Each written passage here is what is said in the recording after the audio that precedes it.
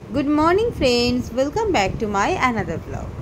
ওই একটা কথা আছে না যে আমরা নারী আমরা সব পারি।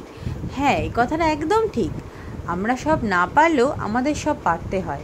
হাজার শরীর খারাপ, কষ্ট সব কিছু নিজের মধ্যে রেখে আমাদের কাজ করতে হয়।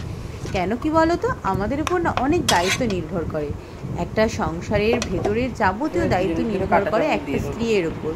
ওই আরেকটা কথা আছে না যে সংসার সুখের হয় রমণীর গুণে। এই কথাটা যে কত বড় সত্যি, সে কথাটা বিয়ের আগে কখনো বুঝতে পারিনি। থুড়ি বিয়ের পরেও খুব একটা বুঝিনি। প্রথম রিয়েলাইজ করলাম যখন আমার ছেলে প্রথম স্কুল গেল, তখন বুঝতে পারলাম। তখন যদিও বড্ড ছোট, একটা প্লে স্কুলে ওকে দিলাম, কিন্তু ওর যে সব দায়িত্ব তখন আমার ওপর ছিল। ও সকালে ঘুম থেকে উঠে স্কুল যাওয়া পর্যন্ত ওকে সব গুছিয়ে দিতে হতো আমার। এখন তো আমার দুই ছেলে মেয়ে, ওরা দুজনই স্কুল যায়। ছেলে অবশ্য অনেকটা বড় মেয়ের থেকে, ও নিজেরটা নিজেই তৈরি করে নিতে পারে। তবে হ্যাঁ, ওর ব্যাগপত্রটা কিন্তু আমিই গুছিয়ে দিই। আমি জানি যে ও গুছিয়ে নিতে পারবে, কিন্তু তাও ঠিক ভরসা করতে পারি না। হাজার হলেও মা তো। ভাবি হয়তো কোথাও গিয়ে যে ও যদি রুটিন মাফিক কোনো একটা বই মিস করে যায়, তাই এখনও আমি সেই দায়িত্বটা পালন করি। আর ছেলে স্কুল বেরিয়ে যাওয়ার পর তো আমার সবচেয়ে বেশি দায়িত্ব হলো আমার এই ছোট্ট পরিটার ওপর।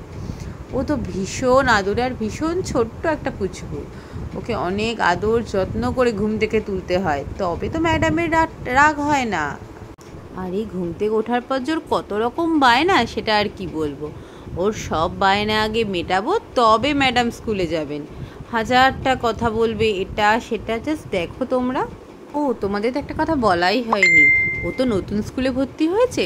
ওর নাকি দুটো ছোট ছোট ফ্রেন্ড হয়েছে, আবার তাদেরকে আবার টিফিন শেয়ার করে খায়ও। তাই ও আমাকে বলেছে, মামা তুমি একটু বেশি করে টিফিন দিয়ে দেবে, আমি টিফিন শেয়ার করে খাই। দেখো, আমি আবার তো দুই ভাই বোনকেই না সকালে স্কুল যাওয়ার আগে একটু সেদ্ধ ভাত করে খাইয়ে দিই। কেননা যতই হোক সকালবেলা একটু ভাত তো পেটে পড়বে। ওই টিফিন তো সেরম কিছু খায় না, যা দিই সব বাড়িতে ফেরত নিয়ে আসে। তাই সকালে একটু ভাত পেটে পড়লে মনে হয় যাকে পিত্তিটা তো পড়বে না, ওই মায়ের মন তো যা হয় আর কি। তো যাকে সেই ভাত কোনোরকমভাবে খাওয়ানো তো খুব ডিফিকাল্ট সকালবেলা, তাও কোনোরকমে বুঝিয়ে টুঝিয়ে খাওয়াতে হয়। দেখো না, কত নড়া চড়া করে কোনোরকমভাবে জাস্ট একটু খাওয়াই আর কি। এইবার আমার পরিশোনার স্কুলে যাওয়ার পালা। আমাকে টাটা করো। ওয়াটার বটল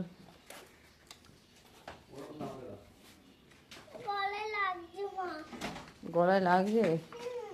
আরে চলো, বাবা নিয়ে নেবে, চলো। গলায় পড়াচ্ছে, চলো বাইরে চলো। আচ্ছা, টাটা।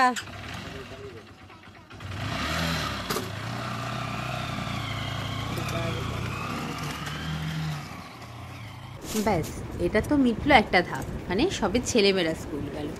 এখনও তো রয়েছেন মিস্টার বিশ্বাস। এখনও তো ওনার অফিস আছে, এবার ওনার অফিসের তোড়জোড় যা হয় আর কি। আমাদের সকাল থেকে তো আর রেস্ট নেওয়ার টাইম নেই। ছেলে মেয়ে কর্তামশাই সব বেরোবেন, তারপর আমাদের রিলিফের টাইম। তো আজকে এবার ওর টিফিনের অ্যারেঞ্জমেন্ট করতে হবে এখন। তো রান্নাবান্না স্পেশালি মাই করেন, কিন্তু ওই আজকে মাকে বললাম, মা তুমি একটু রেস্ট নাও, আমি টিফিনটা করে নিচ্ছি, তারপর তুমি না হয় রান্নাবান্নাটা করো। তো ওই একটু আলু পটলের তরকারি করে নিচ্ছি। বেশ মানে লাল করে পটলটা ভেজে একটু আলু পটলের তরকারি আমার হাজব্যান্ড বেশ ভালো খায়।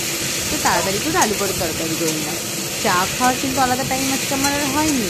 এই রান্না করতে করতেই কাকে একটু চা খেয়ে নিলাম। দেখো, আমি কিন্তু আবার সাদা কাপে চা খেতে খুব ভালোবাসি। আমি কালারিং কাপে চা একটু পছন্দ হয় না। তো ব্যাস, এই দেখো পটলের তরকারি আমার অলরেডি হয়ে গেছে। তারপর একটু আটা মেখে নিলাম, মাকে একটু আটা মেখে একটু হেল্প করলাম। মা অবশ্যই রুটিটা করে টিফিনটা গুছিয়ে দিয়েছিলেন মা।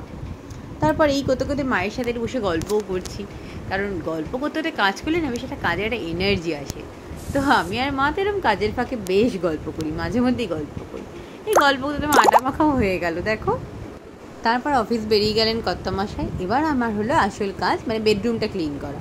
ব্যাস তাড়াতাড়ি ঝটপট করে আমি আর বেডরুমটা ক্লিন করে নিলাম। আর এবার তো ব্যাস আরাম করে টিফিন খাওয়ার পালা। এখন আর সেরকম আর কিছু কাজ নেই। টিফিনকে আজকে ভিডিওটা এখন এডিট করবো। তো চলো, আজকে ওদের ভিডিও এখন এডিট করছি।